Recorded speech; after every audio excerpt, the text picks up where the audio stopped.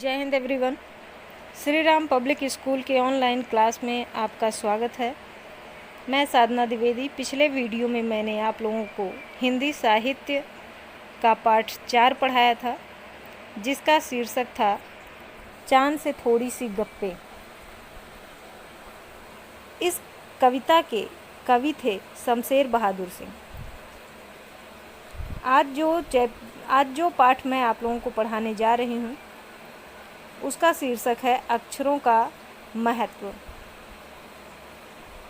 इस निबंध के लेखक हैं गुणाकर मूले। गुणाकर मूले एक मराठी भाषी लेखक थे। मराठी भाषी होते हुए भी जिन लोगों ने हिंदी की महती सेवा की, उनमें गुणाकर मूले का योगदान अतुलनीय है। मूलतः मराठी भाषी मूले ने हिंदी में विज्ञान लेखन को एक अलग प्रतिष्ठा दी। 3 जनवरी 1935 को उनका जन्म महाराष्ट्र के अमरावती जिले में हुआ था। उन्होंने इलाहाबाद विश्वविद्यालय से गणित में एमए किया और उसके बाद 1971 में दिल्ली आ गए। बाकी का उनका जीवन दिल्ली में ही बीता। उनके बारे में एक प्रसिद्ध तथ्य यह है कि दिल्ली में जब उन्होंने सिविल विवाह किया तो कोर्ट में उनके पिता की भूमिका हिंदी के प्रसिद्ध कवि बाबा नागार्जुन ने निभाई। यूँ मूले जी राहुल सांकृत्यायन के शिष्य थे। हिंदी और अंग्रेजी में उन्होंने विपुल लेखन किया। हिंदी में ही उनके करीब 4000 लेख और 35 किताबें छपी हैं। इतिहास हो या संस्कृति, गणित हो या विज्ञान, पुरातत्व हो या समाज विज्ञान, भूगर्भ हो या खगोल भौतिकी, नृतत्व हो या जीव विज्ञान, सब पर उनका अद्भुत अधिकार था। वे एनसीईआरटी के पाठ्य पुस्तक संपादन मंडल में शामिल किए गए और नेशनल बुक ट्रस्ट की हिंदी प्रकाशन सलाहकार समिति में भी रहे।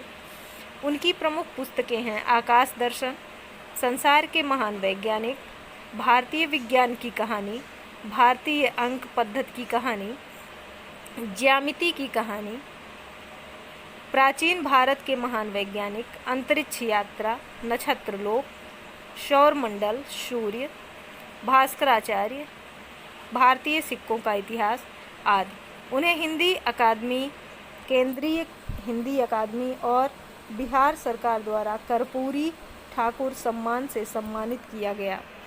16 अक्टूबर 2009 को दिल्ली में न्यूरो डिसऑर्डर के कारण उनका निधन हुआ। आज मैं आप लोगों को हिंदी साहित्य का पाठ 5 पढ़ाऊंगी, जिसका शीर्षक है अक्षरों का महत्व। हम सभी जानते हैं कि अक्षरों का हमारे जीवन में बहुत ही ज़्यादा महत्व है।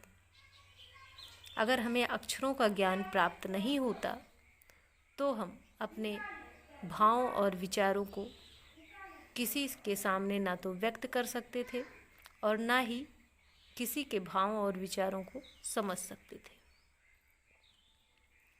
तो अब हम शुरू करते हैं। अक्षरों की कहानी। यह पुस्तक अक्षरों से बनी है। सारी पुस्तकें अक्षरों से बनी हैं। बिना अक्षरों के कोई भी पुस्तक नहीं बन सकती है, या कोई भी पत्र नहीं लिखा जा सकता, कोई समाचार पत्र नहीं हो सकता है। तो जितनी भी चीज़ें हैं, चाहे वो ग्रंथ हों, चाहे समाचार पत्र हों, चाहे बुक यानी किताबें हों, वो सभी अक्षरों के माध्यम से ही बनी हैं। तरह तरह की पुस्तकें, तरह तरह के अक्षर। हमारे देश में बहुत सारी भाषाएं हैं। बहुत सारी भाषाओं में पुस्तकें लिखी गई हैं। सभी भाषाओं की अलग अलग लिपियां हैं और अलग अलग तरीके से लिखी जाती हैं। तो इसमें बताया गया है कि तरह तरह की पुस्तकें बनी हैं और तरह तरह के अक्षर भी लिखे गए हैं उनमें। दुनिया में अब तक करोड़ों पुस्तकें छप चुकी हैं, हजारों पुस्तकें रोज छपती हैं। तरह तरह के अक्षरों में हजारों की तादाद में रोज ही समाचार पत्र छपते रहते हैं। हमारे और आपके यहाँ रोज समाचार पत्र लिए जाते हैं। तो ये जो समाचार पत्र होते हैं ये प्रतिदिन छपते हैं और एक दो की संख्या में नहीं छपते हैं, हजारों की संख्या में छपते हैं। तादाद यानी संख्या या मात्रा। इन सब के मूल में है अक्षर। मूल मीन्स होता है मुख्य। इन सब के रचना में सबसे मुख्य भाग किसका है? अक्षर का है। बिना अक्षर के कोई भी पुस्तक, कोई भी समाचार पत्र नहीं बन सकता। हम कल्पना भी नहीं कर सकते कि यदि आदमी अक्षरों को ना जानता तो आज इस दुनिया का क्या हाल होता। अगर हम सोचें तो हम इस बात की कल्पना भी नहीं कर सकते, नहीं सोच सकते कि अगर हमें अक्षरों का ज्ञान नहीं प्राप्त होता तो हम कैसे क्या करते, कैसे बात करते, कैसे अपने भावों को व्यक्त करते, कैसे दूसरे लोग हमसे अपनी बातें कहते, तो इस दुनिया में क्या होता, कैसे लोग रहते। कोई कह सकता है कि हम अक्षरों को अनादिकाल से जानते हैं, अक्षरों का ज्ञान हमें किसी ईश्वर से मिला है। कोई कह सकता है कि हमें जो अक्षर ज्ञान है वो हमें अनादिकाल से मिला है। अनादि यानी जिसका कोई अंत ना हो, ठीक है। अनादि मीन्स जिसका अंत ना हो, आदि रहित, और अनादि मीन्स नित्य भी होता है। तो अक्षरों का ज्ञान हमें किसी ईश्वर से मिला है। अब कोई ये बता सकता है कि अक्षर जो हैं वो हमें ईश्वर ने आके बताया है। पुराने ज़माने के लोग सचमुच ही सोचते थे कि अक्षरों की खोज ईश्वर ने की है। जो पुराने समय के लोग थे, पुराने ज़माने के लोग थे, वो यही सोचते थे कि जो भी अक्षर हमें पता है वो हमें ईश्वर ने प्रदान किए हैं, यानी अक्षरों की खोज जो है वो ईश्वर ने की है। पर आज हम जानते हैं कि अक्षरों की खोज किसी ईश्वर ने नहीं बल्कि स्वयं आदमी ने की है। तो ये हम कैसे जान सके? अक्षरों के माध्यम से। जब हमें लिखना पढ़ना आया तो हम समझ सके कि ये अक्षर कब बने, कैसे बने, किसने बनाए। तो अक्षरों का निर्माण जो है वो आदमी ने किया है। अब तो हम यह भी जानते हैं कि किन अक्षरों की खोज किस देश में किस समय हुई। तो अगर हमें अक्षरों के बारे में जानना है तो अक्षरों की कहानी को विस्तार पूर्वक पढ़ना होगा, कहीं भी किसी भी माध्यम द्वारा। तब हम जान पाएंगे कि किन अक्षरों की खोज किस देश में हुई और किस समय हुई। हमारी यह धरती लगभग 5 अरब साल पुरानी है। हमारी ये जो धरती है वो लगभग कितनी पुरानी है? लगभग 5 अरब साल पुरानी है। 2-3 अरब साल तक इस धरती पर किसी प्रकार के जीव जंतु नहीं थे। 2-3 अरब साल तक इस धरती पर कोई भी नहीं था, न जीव जंतु न प्राणी। फिर करोड़ों साल तक केवल जानवरों और वनस्पतियों का ही इस धरती पर राज्य रहा। मतलब इसके बाद 2-3 साल अरब तक तो कुछ भी नहीं रहा, ना तो वनस्पतियाँ थी, ना तो जीव जंतु थे, ना तो व्यक्ति, ना तो प्राणी थे। इसके बाद करोड़ों साल तक केवल जानवर ही थे इस धरती पर और वनस्पतियाँ थीं। आदमी ने इस धरती पर कोई 5 लाख साल पहले जन्म लिया। हम लोग जो हैं, हम लोगों के पूर्वज जो हैं, मतलब सबसे पहले आदमियों ने 5 लाख साल पूर्व यानी पहले इस धरती पर जन्म लिया। धीरे धीरे उसका विकास हुआ। कोई 10,000 साल पहले आदमी ने गाँवों को बसाना शुरू किया। गाँव को कब बसाना शुरू किया? 10,000 साल पहले। वह खेती करने लगा। जैसे जैसे जब आप इतिहास पढ़ते हो तो उसमें बताया जाता है कि सबसे पहले आदमियों को कुछ भी नहीं पता था। वो न तो वस्त्र पहनते थे, न तो बोल पाते थे, न कुछ करते थे। वो बिल्कुल जानवरों की तरह रहते थे। तो ऐसे ही आदमी जो थे वो पहले इधर उधर रहते थे, फिर धीरे धीरे उन्होंने गांव बसाना शुरू किया। उसके बाद धीरे धीरे खेती करना सीख गए, खेती करने लगे और फिर पत्थरों के औजारों का इस्तेमाल करते थे। जो पुराने समय के लोग थे वो पत्थरों के औजार बनाते थे। हथियार जो उनके होते थे वो पत्थरों के होते थे, क्योंकि वो उसी से शिकार करते थे। फिर उसने तांबे और कांसे के भी औजार बनाए और फिर धीरे धीरे और ज्ञान हुआ तो उन्होंने तांबे और कांसे के भी औजार बना लिए। प्रागैतिहासिक मानव ने सबसे पहले चित्रों के जरिए अपने भाव व्यक्त किए। प्रागैतिहासिक यानी इतिहास से पहले, मतलब जो हमें लिखित इतिहास प्राप्त हुआ है उस लिखित इतिहास से पहले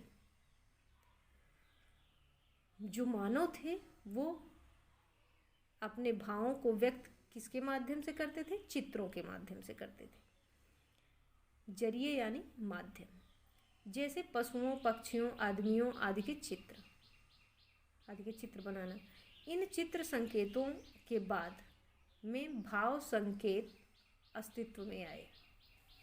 इन चित्र संकेतों के बाद भाव संकेत अस्तित्व में आए। अस्तित्व मीन्स होता है उपस्थिति, यानी सत्ता में आए। जैसे एक छोटे वृत्त के चहुं ओर किरणों की द्योतक रेखाएं खींचने पर वह सूर्य का चित्र बन जाता था। जैसे आप लोग भी अगर सूर्य बनाने को कहा जाए तो इसी तरीके से बनाते हैं। एक छोटा सा वृत्त यानी गोला, उसके बाद चारों तरफ रेखाएं। चहुं ओर यानी चारों ओर किरणों के लिए आप लोग रेखाएं खींचते हैं, तो ऐसे रेखाएं खींचकर। द्योतक मीन्स होता है प्रतीक या सूचक। तो वह सूर्य का चित्र बन जाता था। बाद में यही चित्र ताप यानी सूर्य से हमें गर्मी मिलती है तो उसके लिए प्रयुक्त हुआ ताप या धूप का द्योतक बन गया, प्रतीक बन गया। इस तरह अनेक भाव संकेत अस्तित्व में आए।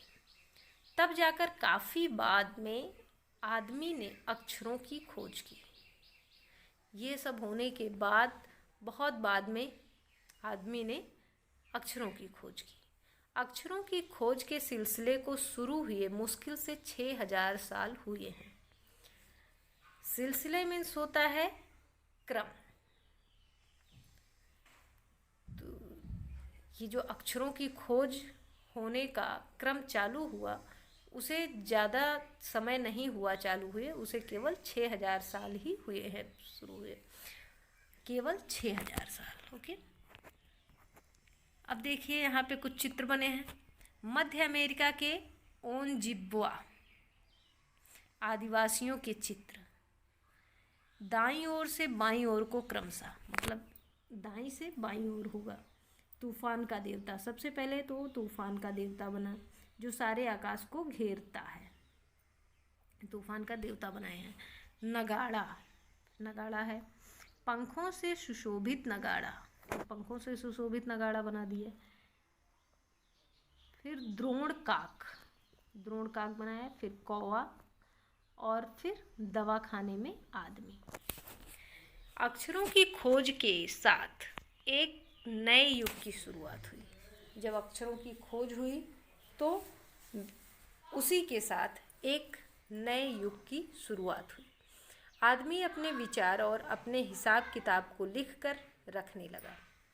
जब उसे अक्षरों का ज्ञान प्राप्त हो गया तब वो अपना हिसाब किताब लिखने लगा और लिखकर अपने पास रखने लगा। तब से मानव को सभ्य कहा जाने लगा। जब से आदमी अपने विचार और अपने हिसाब किताब को लिखकर रखने लगा तब से मानव को सभ्य कहा जाने लगा। आदमी ने जब से लिखना शुरू किया तब से इतिहास आरंभ हुआ।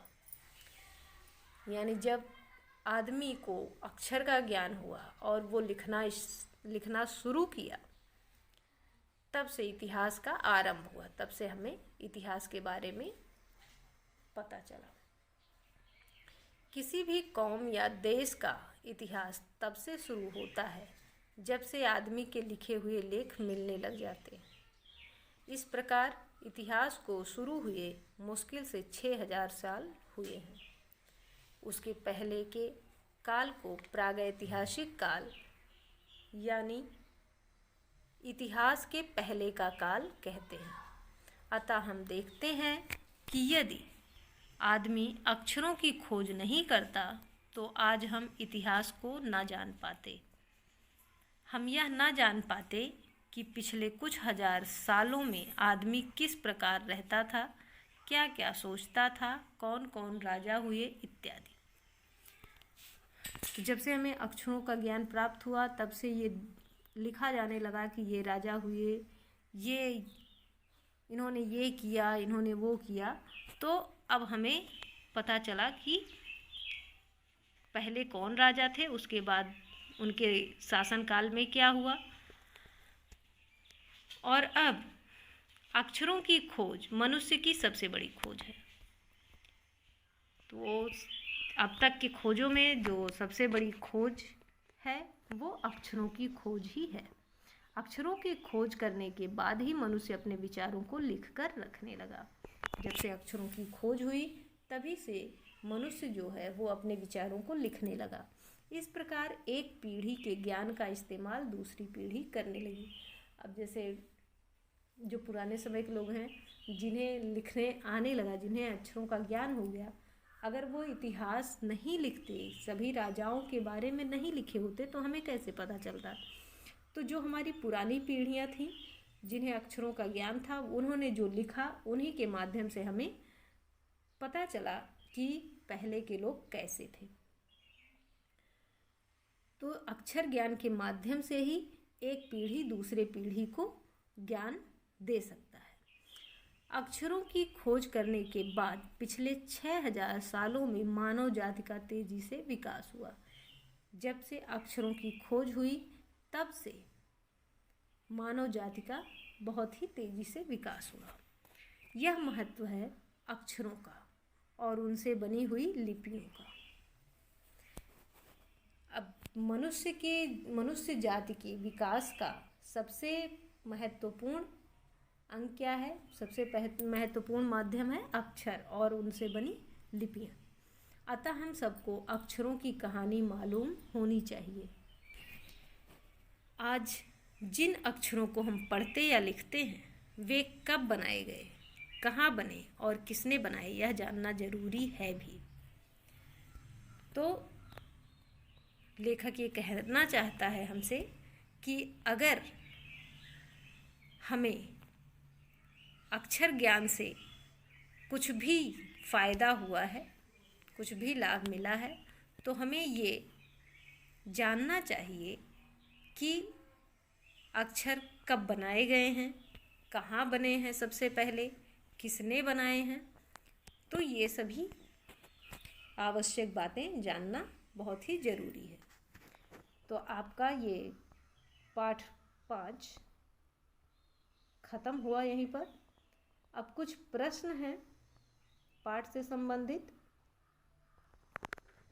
पाठ में ऐसा क्यों कहा गया है कि अक्षरों के साथ एक नए युग की शुरुआत हुई? अक्षरों की खोज का सिलसिला कब और कैसे शुरू हुआ? पाठ पढ़कर उत्तर लिखो। तीसरा प्रश्न है, अक्षरों के ज्ञान से पहले मनुष्य अपनी बात को दूर दराज के इलाकों तक पहुंचाने के लिए किन किन माध्यमों का सहारा लेता था? इसके बाद है निबंध से आगे। ये जो अक्षरों का महत्व था, ये चैप्टर, ये एक निबंध था। तो निबंध से आगे के कुछ प्रश्न दिए हैं। जैसे पहला प्रश्न है, अक्षरों के महत्व की तरह ध्वनि के महत्व के बारे में जितना जानते हो लिखो। दूसरा है, मौखिक भाषा का जीवन में क्या महत्व होता है? इस पर शिक्षक के साथ कक्षा में बातचीत करो। इसको लिखना नहीं है, इसको छोड़ देना है। तीसरा है, हर वैज्ञानिक खोज के साथ किसी न किसी वैज्ञानिक का नाम जुड़ा होता है, लेकिन अक्षरों के साथ ऐसा नहीं है। क्यों? पता करो और शिक्षक को बताओ। एक भाषा को कई लिपियों में लिखा जा सकता है, उसी तरह कई भाषाओं को एक ही लिपि में लिखा जा सकता है। नीचे एक ही बात को अलग अलग भाषाओं में लिखा गया है, इन्हें ध्यान से देखो और इनमें दिए गए वर्णों की मदद से कोई नया शब्द बनाने की कोशिश करो। देखिए यहाँ लिखा है क्या शानदार दिन है, तो ये अलग अलग भाषाओं में लिखा है, ये पंजाबी में लिखा है, उड़िया में लिखा है, तेलुगु में लिखा है।